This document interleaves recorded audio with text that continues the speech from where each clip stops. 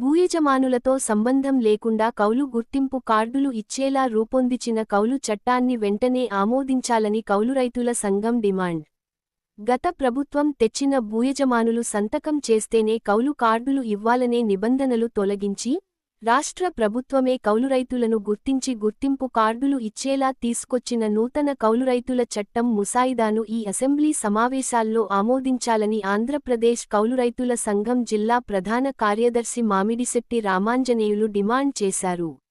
ఈ సందర్భంగా ఆయన మాట్లాడుతూ కూటమి ప్రభుత్వం ఎన్నికల హామీగా ఇచ్చిన భూయజమానుల సంతకంతో సంబంధం లేకుండా కౌలురైతులకు ప్రభుత్వమే గుర్తింపు కార్డులు ఇవ్వాలని, పంట నమోదు కౌలురైతుల పేరున చేసి పంట రుణాలు, నష్టపరిహారం కౌలురైతులకు ఇచ్చేలా చర్యలు తీసుకోవాలని కౌలురైతుల సంఘం ఆధ్వర్యంలో సంతకాలు సేకరించి రాష్ట్ర ముఖ్యమంత్రికి మండల తహసీల్దార్ వారి ద్వారా వినతిపత్రాలు అందజేస్తున్నామన్నారు.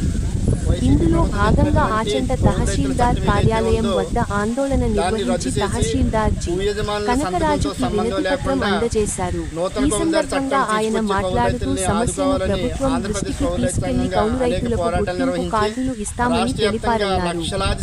ఈ కార్యక్రమంలో సంఘం జిల్లా కమిటీ కౌలురైతులు పాల్గొన్నారు. అయితే దానికి సంబంధించి ప్రభుత్వం వెంటనే స్పందించి రిటైర్డ్ ఐఏఎస్ఎల్ తోటి కమిటీ చేసింది, నూతన చట్టం రూపొందించింది, కానీ అమలు చేయట్లేదు.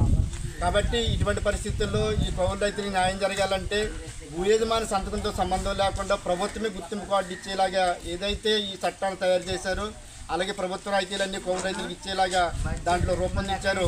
ఇటువంటి చట్టాన్ని ఈ అసెంబ్లీ సమావేశాల్లోనే తక్షణం ఆమోదించాలని కోరుతూ రాష్ట్ర వ్యాప్తంగా ఆంధ్రప్రదేశ్ కౌలు రైతు సంఘం సంతకాలు సేకరించి ముఖ్యమంత్రి గారికి సంబంధిత తహసీల్దారు కలెక్టర్ ద్వారాగా మరి వినతిపత్రాలు ఇస్తున్నాము. మనకి ఈ మధ్యకాలంలోనే ఒక 3 రోజులు అవుతుంది రాష్ట్ర ముఖ్యమంత్రి గారు కూడా ఈ జిల్లాకు వచ్చారు. మరి అటువంటి సందర్భంలో ప్రధానంగా ఈ ఆంధ్రప్రదేశ్లో పాడి పంటలకి అన్నపూర్ణగా పేరుగాంచినటువంటిది ఈ పశ్చిమ గోదావరి, తూర్పు గోదావరి జిల్లాలో. మరి ఇటువంటి జిల్లాలకు వచ్చిన సందర్భంలో ఈ రోజున రాష్ట్రంలో కూడా అత్యధిక కౌలు రైతులు ఉన్నది ఈ జిల్లాల్లోనూ.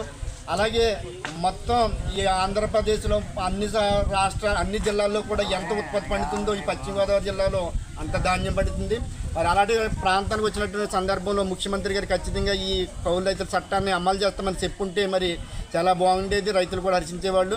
కాబట్టి ఏదైతే ఈ ప్రభుత్వం రూపొందించిందో నూతన కౌలుదారు చట్టాన్ని దాన్ని తక్షణం ఈ అసెంబ్లీ సమావేశాల్లో ఆమోదించి భూయజమానితో సంబంధం లేకుండా ప్రభుత్వమే గుర్తింపు కార్డులు ఇవ్వాలని, అలాగే పంట నమోదు కౌలు రైతుల పేరున చేయాలని, పంట రుణాలు, పంట నష్టపరిహారాలు కౌలు రైతులకు ఇచ్చేలాగా తగు చర్యలు తీసుకోవాలని కౌలు రైతు సంఘంగా మేము డిమాండ్ చేస్తాం.